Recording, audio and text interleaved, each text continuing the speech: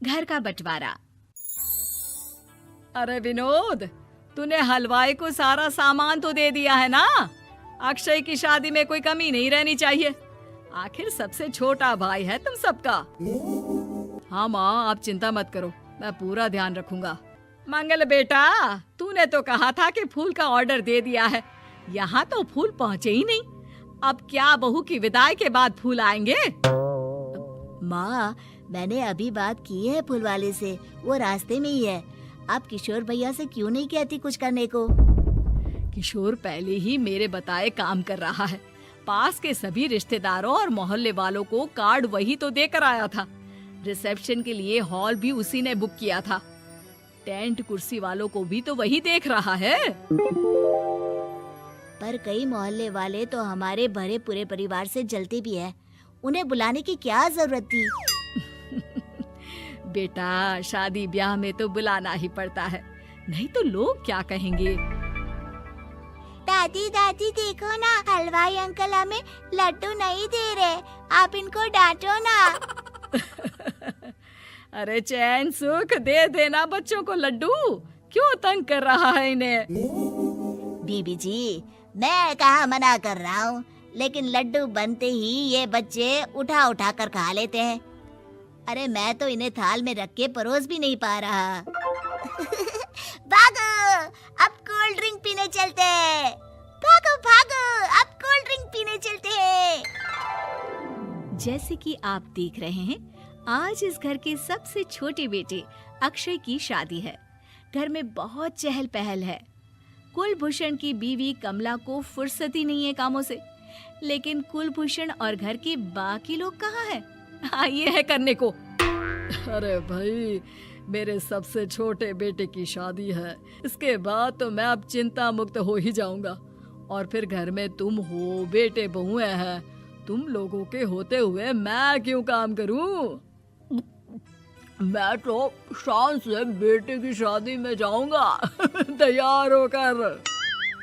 अरे ठीक है, अब आप आराम ही कीजिए। एक बार अभिषेक की बीवी आ जाए, फिर मैं भी आराम करूंगी और मेरी चारों बहुएं पूरे घर की जिम्मेदारियां संभाल लेगी। इतना कहकर कमला वापस अपने काम में लग जाती है। बेटा भी, तू अब तक तैयार नहीं हुआ?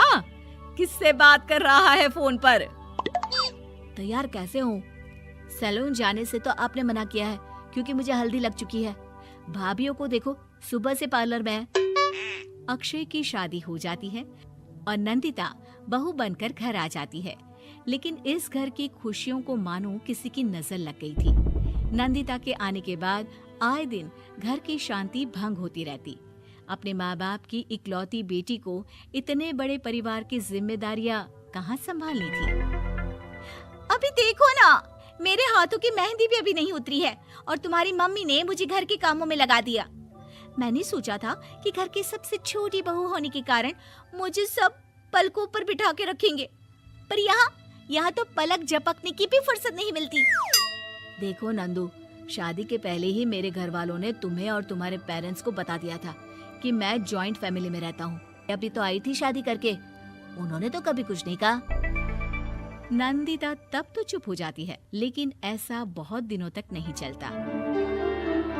अरे नंदिता, माँ बाबूजी की दवाई का टाइम हो गया है, उन्हें दवाई दिलाओ और उसके बाद सबके लिए नाश्ता बना देना। पर भाभी, मैं तो अभी अपना फेवरेट सीरियल देख रही हूँ। प्लीज मेरी जगह आप कर लो ना ये काम। ठीक है, मैं तेरी जगह माँ बाबूजी को दवाई दे आती हूँ और नाश्ता बना लेती हूँ। तू मेरी जगह पूरे घर की डस्टिंग करके 5 बच्चों को स्कूल के लिए तैयार करके भेज देना और दोपहर का खाना बनाने के बाद कपड़े धोकर सुखा देना। उसके बाद हम दोनों मिलकर बाजार जाकर सब्जी ले आएंगे, फिर डिनर की तैयारी कर लेंगे और उसके बाद बस भाभी, मैं माँ बाबूजी को दवाई देकर सबके लिए नाश्ता बना देती हूँ। हे भगवान, ये कहाँ लाकर फंसा दिया मुझे। मेरे घर में तो गिनती की 8 रोटियां और 2 सब्जी बनती थी और नाश्ता निपट जाता था।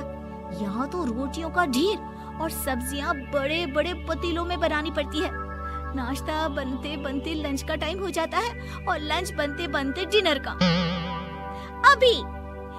मुझ में तुम्हारे पूरे परिवार का नखरा उठाने की और ताकत नहीं बची। मैं ऐसे नहीं रह सकती। अरे तो क्या चाहती हो तुम? मुझे अलग रहना है बस। तो ठीक है, हम कल ही शिफ्ट हो जाएंगे किराए के घर में। इतना बड़ा घर होते हुए हम किराए पे क्यों रहेंगे? ना जी ना, घर में ही दीवार खड़ी करो अपने हिस्से के आगे। घर के साथ साथ घर की खुशियों में भी दीवार खींच जाती है। ऐसे ही कई महीने बीत जाते हैं और नंदिता माँ बन जाती है। बच्चे के आने से अभिषेक के कंधों पर खर्चों का बोझ आ पड़ता है। अभिषेक का बोझ कम करने के लिए नंदिता भी पार्ट टाइम जॉब कर लेती है। सर पर नौकरी, घर और बच्चे की जिम्मेदारी बढ़ जाती है। नंदिता, ये क्या है? तुमने घर भी ठीक से साफ नहीं किया, ना ही मेरे कपड़े धुले हैं। चिंटू के बाल भी कटवाने जाना था, देखो उसके बाल कितने बढ़ गए हैं। अरे करती क्या हो पूरा दिन तुम? मैं करती क्या हूँ? तुम्हारा नाश्ता और लंच बनाने के बाद चिंटू को डे केयर सेंटर पर छोड़कर आती हूँ, फिर खुद ऑफिस जाती हूँ। पूरा दिन काम करके आने के बाद बिना आराम किए बाजार से सब्जियाँ लेकर आती हूँ, घर आकर खाना बनाती हूँ, चिंटू को देखती हूँ, और क्या करूँ मैं? तो किसने कहा था अपने सर पर इतने काम लेने को? मत जाओ ऑफिस। ऑफिस जाए बिना घर के खर्चे कहाँ से पूरे होंगे?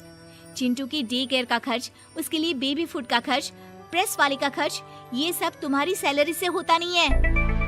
अगर परिवार से अलग नहीं होती तो इतनी मुसीबतें नहीं उठानी पड़ती तुम्हें परिवार के साथ मिलकर काम करने में दिक्कत थी, लेकिन काम तो अब भी बहुत है तुम्हारे सर पर। चिंटू को भी डे केयर भेजने की जरूरत नहीं पड़ती।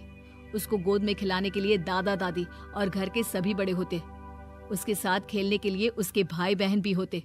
मेरे तीनों बड़े भाइयों के बच्चे भी बड़े हुए हैं, लेकिन बिना महंगा बेबी फूड खाए, क्योंकि मेरी माँ और भाभियाँ बहुत अच्छे से जानती है कि बच्चे को क्या खिलाना चाहिए। बिजली के बिल जैसे खर्चे भी सब मिलकर बांट लेते थे। लेकिन तुम्हें तो सबसे अलग रहने में ही मजा आता है, तो अब शिकायत क्यों करती हो? बस करो अभिषेक, बस करो। मैं मानती हूँ कि मैं गलत थी। मेरे एक गलत फैसले ने हमें बिल्कुल अकेला कर दिया है सबसे।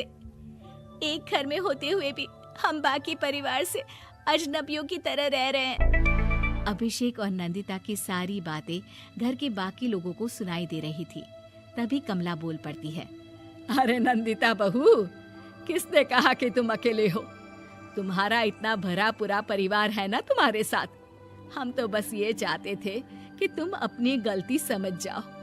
अगर हम तुम्हें समझाते तो शायद तुम ना समझती, लेकिन अपनी गलती का एहसास तुम्हें खुद हो गया है, तो अब तुम समझ चुकी हो परिवार में एक साथ रहने का मोल क्या होता है। मम्मी जी, मुझे माफ कर दीजिए, अब ऐसा दोबारा कभी नहीं होगा। अरे माफी बाद में, पहले मेरा पोता जरा मेरी गोद में तो दे, और तू जाकर सबके लिए चाय बना ला।